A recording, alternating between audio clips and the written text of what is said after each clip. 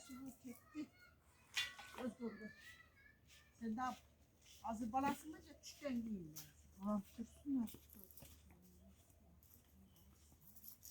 Cahil de pişirmeli. Et de durur.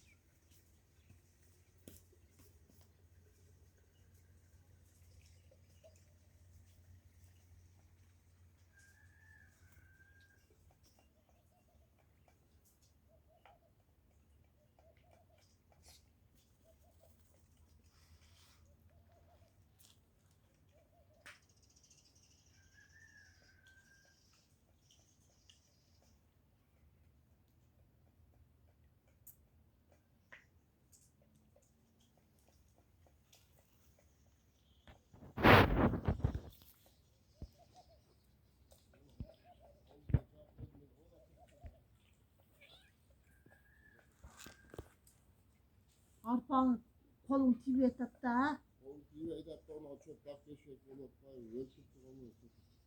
Ana kaşka koyun caman eken. Hazır. Bedenim tellep yemi demel orada. Arkamasını alacağım onu.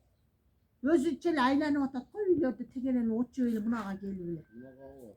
Ayda koysam kişine turup kayta gelir. Çarçattı. Arkamda insanlık oldu. Arkamda falan alacağım.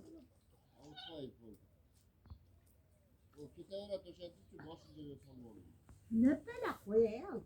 O şu beyloğa bere edilse bana sıçrayan kalk olmadı mı? Ve bere verim hepsinden. Bana şöyle kulak neden de.